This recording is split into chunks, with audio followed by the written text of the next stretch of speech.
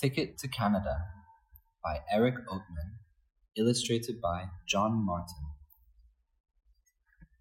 Page 3. New York City, 1783.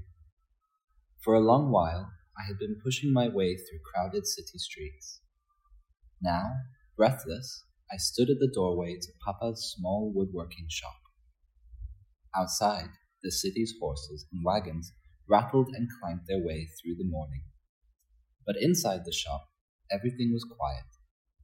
It seemed wrong to interrupt Papa when he was working so hard. He stood at his workbench, his powerful back bent over a wide sheet of paper. It was covered with precise drawings and the rows of figures he was checking. Around him were the tools of his trade, saws, chisels, and planes. Papa must be the best woodworker in the world, I figured. Finally, he noticed me standing there and turned my way. Then he gasped. "What have you done to yourself, boy?" he exclaimed. Page 4. I looked down at my torn trousers. Mud was caked down the side of my leg, and a raw scrape reddened one elbow. I was bringing your hinges and nails back from the blacksmith when I turned up Mott Street. There were crowds of people, horses, and everything, just tearing down the road toward the waterfront.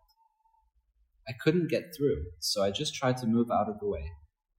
But I ran square into two big, burly fellows and almost got trampled, I said. "But I'm okay, Papa, and here are your hinges." I produced a small sack and handed it over to him. "Thank you, son." He took the hinges and eyed me thoughtfully. "What were all those people up to, running madhouse like that?" he asked. I shrugged. "I don't know, Papa. They're just crazy city folks, I guess." Papa was not a man who laughed much, but he chuckled at that. Lots of things seemed crazy here in New York since the revolution had ended 2 years before. "I guess you were brave out there," Papa said, regarding my dirty clothes and skin. His praise must have made me bold. "Papa," I asked, "how long have we been in New York?" "Always careful with numbers," Papa replied. "Today is April 18, 1783, so it's been 14 months, 2 weeks, and 3 days. Why?" Page 5. "Because I miss Virginia," I said, rubbing the toe of my shoe in the sawdust on the floor. "I miss the countryside and the open land. I miss the people. And I hate city life. It's crazy and loud, and you get the feeling no one would care if you up and left at a moment's notice." Papa reminded me that I should be thankful just to be alive.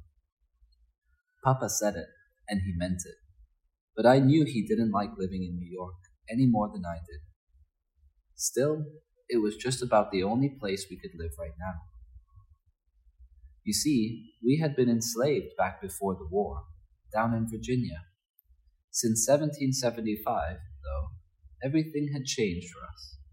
Just like everything in America had changed, I guess. That was the year the revolution began. Page 6. At that time, Lord Dunmore was Virginia's royal governor. Papa thought he was the greatest man that ever lived. When the fighting started, Lord Dunmore made a pledge.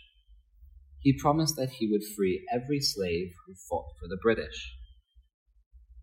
Most of Virginia, by that time, had gone over to the Patriot side, but Lord Dunmore remained loyal to King George. Papa had jumped at the chance for freedom. Nothing was worth more to him than liberty. So Papa took Lord Dunmore up on his pledge. One night, Papa was a slave.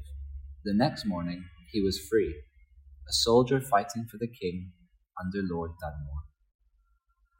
Papa saw his share of battles too. He even fought for the British at Yorktown, when the British were defeated. Papa was there when the Patriots defeated Lord Dunmore at Great Bridge near Norfolk. When Lord Dunmore was forced out of Virginia in defeat and set sail for Britain, Papa stayed on and continued to fight for the Loyalists. Page 7. Afterward, he gathered up our family and fled. It was a terrible time. We hid when we had to, which was the most of the time. And we traveled when we could, always heading north.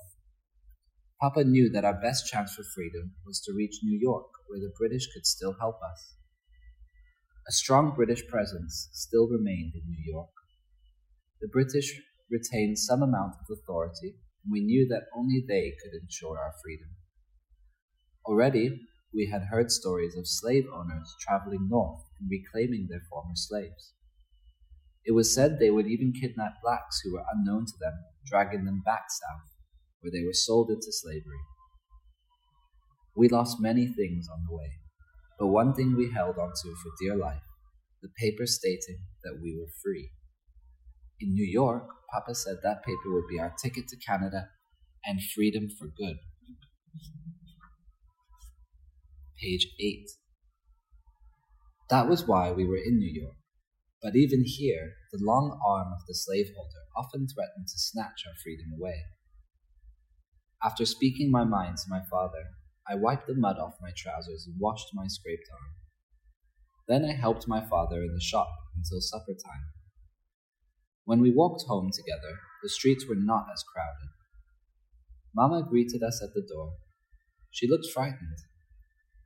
2 slave catchers raided our building today, she said. They took one family away.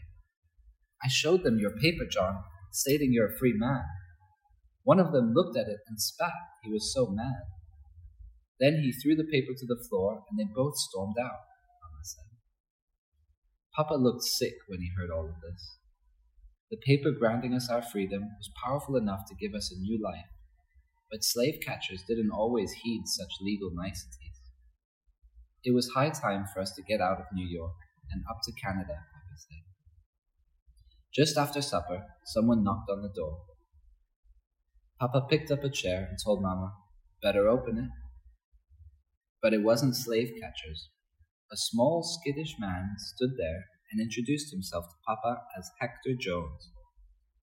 After a wary glance down the hall, he spoke. "Are you the one they call Big John?" Page 10. "What if I am?" Papa responded cautiously. "Please, I need your help," Mr. Jones said. "Can we talk inside and alone?" Papa and the stranger disappeared into the back room. I heard muffled voices behind the closed door. Papa sounded calm when he spoke, at least at first, but the stranger spoke rapidly in an agitated voice. He seemed to be trying to convince Papa of something. Then I heard the stranger's raised voice, edged with fear. "But I fought for the rebels, Big John, and you're my last hope." Page 11. Mama heard him, too, and she looked alarmed. A few minutes later, Papa escorted Mr. Jones to the door.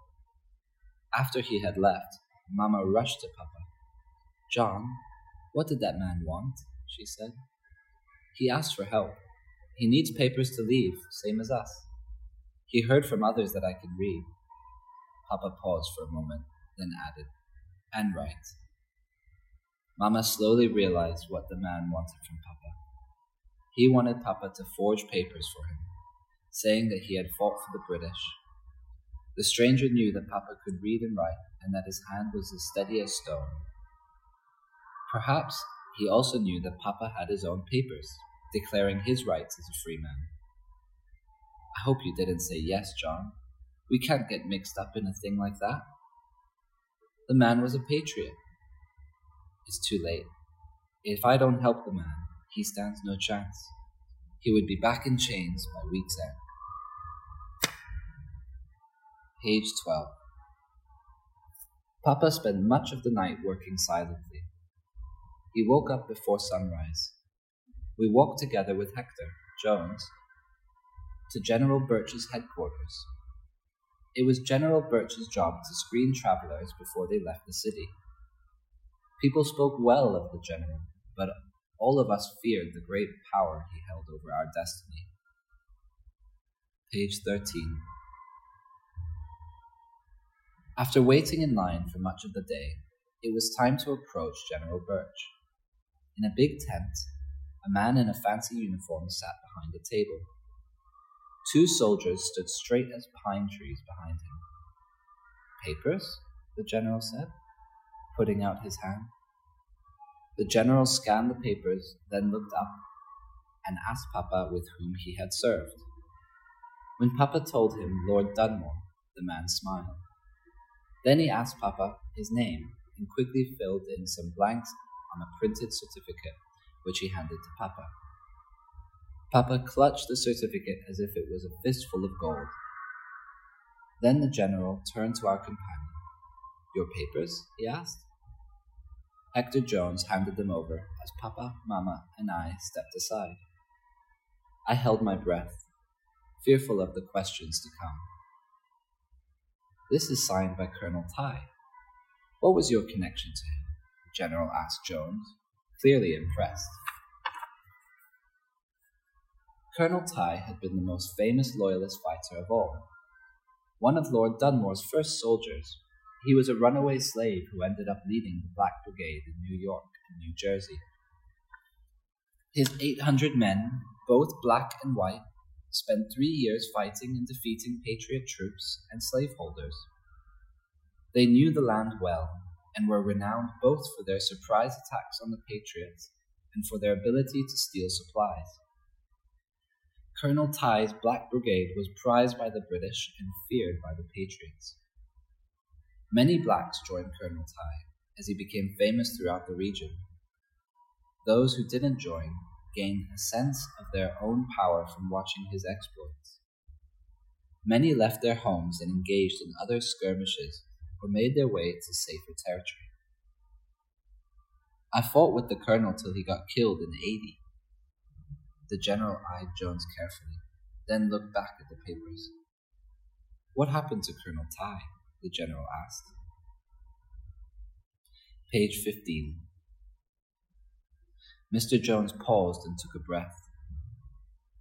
"They said that a musket ball had struck him in the heart." The general raised an eyebrow and said that he had heard the colonel took a ball in the wrist and had died of infection. I felt the blood drain from my face. I was sure the general knew the papers were false. My father lowered his eyes.